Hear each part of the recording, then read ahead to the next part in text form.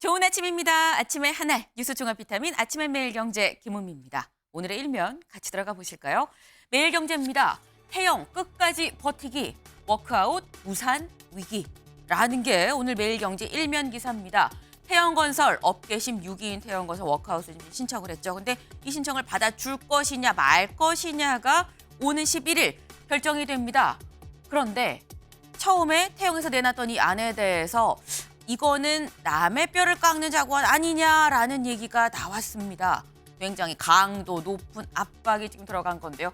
워크아웃 무산 위기다라는 얘기까지 나오고 있습니다. 이걸 좀 볼까요? 당국 채권단 8일 오전이 기한이다. 8일 오늘이죠. 오늘 오전이 기한이란 얘기인 겁니다. F4 회의에서 최종 방침이 결정될 것으로 보인다. F4 회의, 이 파이낸스 4, 이 크게 이 경제부총리, 금융위, 금감원, 한우총재 등 해서 4명이 모인 이 회의에서 최종 방침 결정이 될 예정인 만큼 8일 오전 이 회의가 열립니다. 회의가 열리기 전에 자구책을 뭘 내놔야 된다라는 얘기인데 여기 살짝 볼까요? 7일 오후 늦게까지 자구안과 관련해 할 말이 없다는 입장을 태영에서는 되풀이했다라는 얘기가 기사 속에도 나오죠. 네. 그럼 정말 입장 변화가 없는 것이냐? 다음 기사 이어서 보겠습니다. 한겨레입니다. 태영 오늘 추가 자구책 총수 사제 출연 담길 듯. 오늘 뭔가 자구책이 추가로 나올 것으로 보인다라는 지금 한겨레 기사입니다. 그리고 이 자구책에는 총수의 사제 출연 얘기가 담기지 않겠느냐라는 얘기가 있는데 여기를 좀 보겠습니다. 정부 고위 관계자 7일 어제 뭐라고 얘기했냐면 태영그룹이 8일 추가 자구안을 제출하는 것으로 한다. 현 단계에서 구체적인 내용은 좀 공개하기 어렵다라고 얘기를 했다고 합니다. 일단 오늘 F4 회의가 열리기 전에 태영에서 자구책, 이 사제를 터는 자구책이 어떻게 담길 것인지가 관건이 될 수 있을 것으로 좀 보입니다. 다음 기사 볼까요? 동아일보입니다. 김정은, 한국엔 연사흘 포격, 일 총리엔 각하, 대화 손짓. 네. 저희 금요일 오전 북한이 포격을 이 포를 쐈습니다. 그런데 금요일만 쐈느냐? 금, 토, 일, 5, 6, 7일 연속으로 연사흘 내내 포격을 했습니다. 특히나 그것도 어디냐? 연평도 인근에서 연평해전 우리가 분명하게 지금 기억을 하고 있죠. 그런데 그 인근에서 사흘 연속으로 포를 쐈습니다. 특히 처음에 이 지난 금요일에 포를 쐈을 때 우리 군이 분명히 2배가 넘는 포사격으로 대응을 했음에도 불구하고 6일, 7일 연이어서 쐈다라는 겁니다. 그런데 우리한테는 이렇게 하고 문제는 일본 키시다 총리한테는 각하라고 얘기하면서 대화 손짓을 내밀었다. 일본 지진이 크게 났었죠. 관련해서 위로합니다라고 하는 전문을 보냈다고 합니다. 때문에 일각에선 노골적인 갈라치기 아니겠느냐. 한미일 공조에 좀 금이 가게끔 하기 위한 술수 아니겠느냐라는 해석도 나오고 있습니다. 당장 오늘은 포사격이 없을지도 관건이 아닌가 싶네요. 다음 기사 보겠습니다. 서울신문입니다. 대통령실 제2부속실 부활 착수. 총선 전 인사 이번 주 마무리. 제2부속실이 부활한다라는 얘기가 주말을 지나면서 솔솔 나오고 있습니다. 지난 금요일 윤 대통령 쌍특검법에 대해서 거부권을 행사를 했습니다. 그러면서 그때 했었던 얘기가 국민 대다수가 제2부속실 설치하면 좋겠다라고 하면 우리가 검토할 수 있다라는 얘기를 했었죠. 그 이후에 주말 사이에 이미 착수했다는 얘기까지도 나오고 있습니다. 하지만 야당에서 하는 얘기, 이건 지금 제2부속실 만드는 게 문제가 아니라 특검이 문제다라는 얘기도 하고 있습니다. 관련한 얘기 잠시 뒤에 대담으로도 좀 짚어보겠습니다. 다음 기사 볼까요? 조선일보입니다. 서민, 소상공인들 설레 신용 대사면. 네, 곧 있으면 구정이 다가옵니다. 근데 이 설날 관련해서 서민과 소상공인들 그동안 연체됐었던 분들 꽤 있지 않을까 싶은데요. 이런 분들 신용 관련해서 대사면을 하도록 할 방침이다라는 얘기입니다. 대통령실 연체 기록 등을 삭제하는 방안으로 대사면을 할 예정이다. 경징계 받은 공무원들도 대상이 되고요. 관건은 고위직, 혹시 정치인이 포함될지 여부가 좀 주목이 된다라는 소식이네요. 다음 기사 보겠습니다. 세계일보입니다. 실적 높여라. 고위험 홍콩 ELS 과다 판매. 네, 사실 저희 MBN에서 이 홍콩 ELS 관련해서 단독 보도를 두 차례 했었던 바가 있습니다. 근데 관련해서 실제로 당국에서 알아봤더니 이 홍콩 ELS를 파는 12개 주요 업체에서 실제로 과다하게 판매한 정황이 포착이 됐다라는 겁니다. 그래서 오늘부터 12개사에 대해서 현장 조사를 좀 본격적으로 들어간다고 하네요. 네, 이 부분도 같이 좀 알아두시면 좋겠다라는 생각이 듭니다. 다음 사진 기사 볼까요? 네, 이게 대체 뭐냐? 뭔가 이 모니터 화면이 보이죠? 근데 여기 보겠습니다. 무인 조이금 카드 결제. 조이금도 이제 카드 결제가 되는 시대가 됐다라는 겁니다. 네, 지금 키오스크라고 얘기를 하죠. 이런 기계, 서울의 한 장례식장에 설치된 무인 조이금 이 기계입니다. 키오스크. 여기 보면 납부자 단체명도 쓸 수 있고요. 납부 금액도 뭐 10,000원, 50,000원, 10만 원 직접 입력을 해서 더 많이 낼 수도 있고요. 할부도 가능하다라는 겁니다. 네, 지금 이런 세상이 정말로 도래했네요. 네. 네, 아침의 매일경제 뉴스 종합 비타민 언제나처럼 TV로 보시다가요 궁금한 점 유튜브 댓글 남겨주시면 같이 좀 얘기로 대담으로 좀 풀어보겠습니다. 함께해 주실 분들 소개합니다. 안녕하세요. 네, 부활입니다. 무엇이 부활하느냐 보겠습니다. 특검법 국면 타개용 이부속실 부활 속도. 한국일보의 기사입니다. 지금 제2부속실이 부활한다라는 얘기인 거죠. 그런데 여기 지금 특검법 국면 타개용이다라는 얘기도 앞에 같이 붙었습니다. 네. 근데 그러면 이런 기사만요. 다음 기사를 좀 이어서 볼까요? 제2부속실 부활에 부활 착수, 야, 특검법 저항 덮으려는 발상 아니냐. 야당은 이 제2부속실 부활에 대해서 이거는 특검법 저항을 덮으려는 발상이다라는 얘기를 하고 있습니다. 제2부속실 부활 관련해서 여야의 목소리 같이 들어보고 오시죠. 민주당의 그런 그 주장들이 저희는 좀 이해하기 좀 어렵다고 생각을 하는 부분이 많고요. 제2부속실을 설치해야 된다라고 한 것은 야당이 줄곧 내내 주장을 했던 것인데 왜 또 지금 와서 그런 발언을 하는 것인지 조금 이해하기 어렵고 그것이야말로 물타기라고 생각을 합니다. 국민이 김건희 여사를 둘러싼 주가 조작 의혹을 규명하라고 했지 언제 김 여사를 제대로 보좌하라고 했습니까? 김건희 특검을 요구하는 국민의 시선을 돌리려는 시도 같은데 양두구육도 정도가 있습니다. 제2부속실 설치와 김건희 특검은 완전히 별개의 문제입니다. 네, 여야의 목소리를 들어봤습니다. 여당은 이거 야당이 물타기 하는 거다라고 얘기를 하고요. 야당에서는 양두구육이다라고 얘기를 하고 있습니다. 양금희 의원님. 네. 물타기입니까? 양두구육입니까? 양두구육이라고 지금 민주당이 얘기합니다. 저는 저점에서 우리가 조금 김건희 여사 지금 특별법이라고 하는데요. 그 도이치모터스 특별법으로 저는 좀 불러주셨으면 좋겠고요. 도이치모터스 특별법과 관련해서 여기서 말씀드리고 싶은 것은 현재 윤석열 대통령이 재임 시에 일어난 일이냐 아니냐 하는 부분에 대한 포인트를 저희가 중요하게 봐야 되는 부분이 있습니다.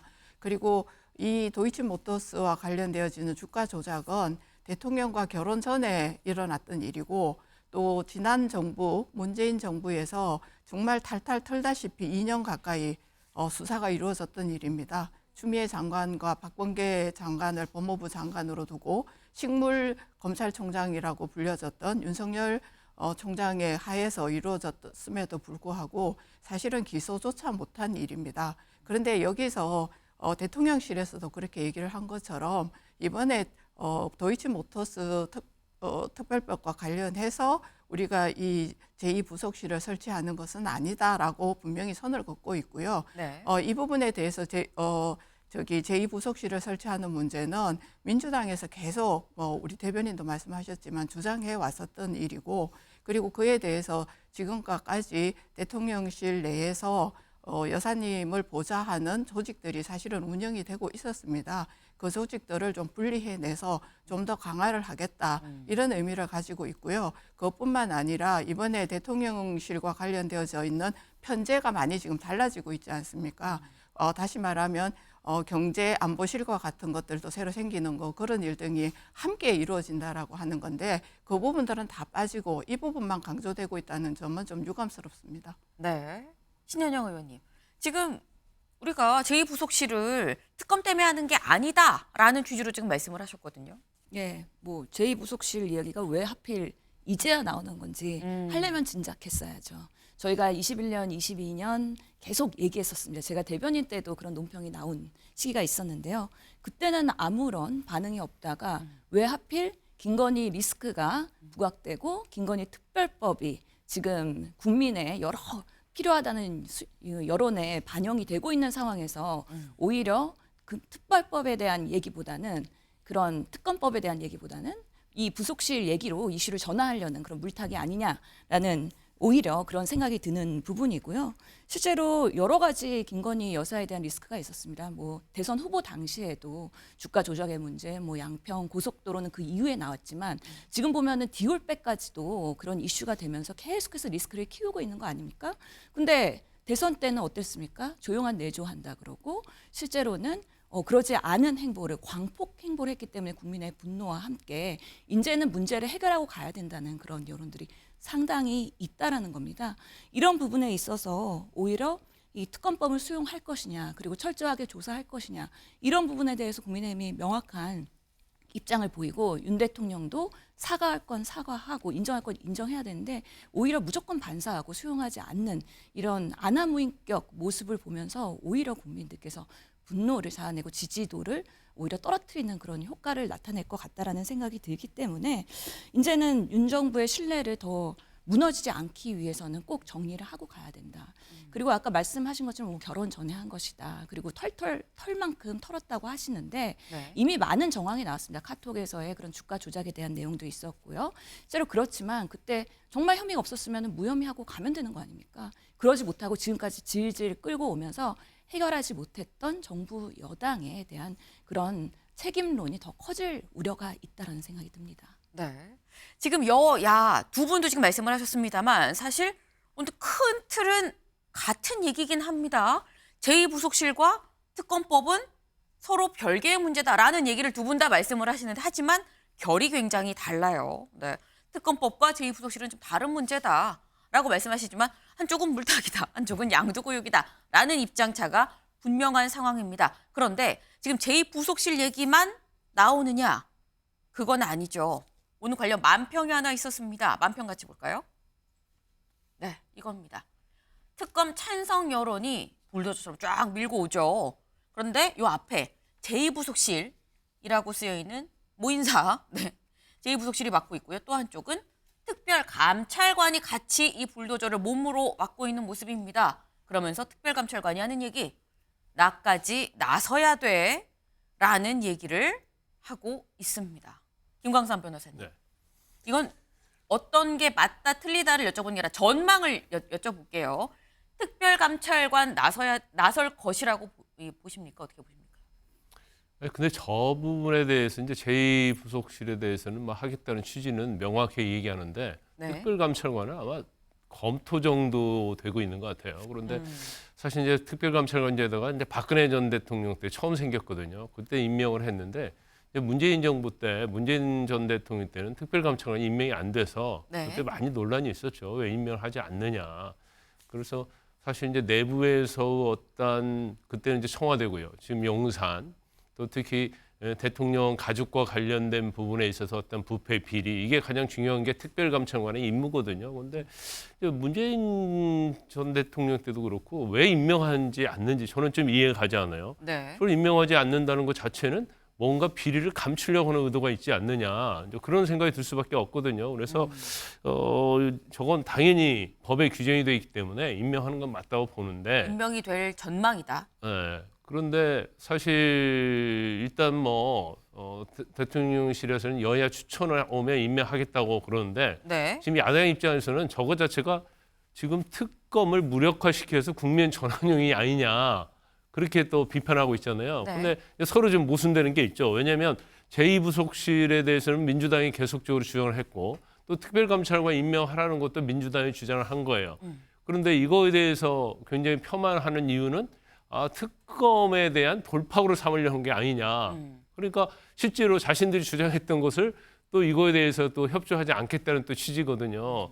그러면 굉장히 이게 어떻게 보면 서로의 어떤 모순수에 빠져 있는데 저는 개인적으로 볼 때 뭐 제2부속실의 특별감찰관 제도를 운영한다고 해서 이번 특검의 어떤 국면 전환은 되지 않는다고 봐요. 단지 이 양 특검 자체가 이제 총선 얼마 놔두지 않았잖아요. 네. 그러면 결과적으로 민주당은 뭐 솔직히 얘기하면 총선에 뭐 영향을 미치려는 의도는 당연히 있을 수밖에 없죠. 야당 입장에서는.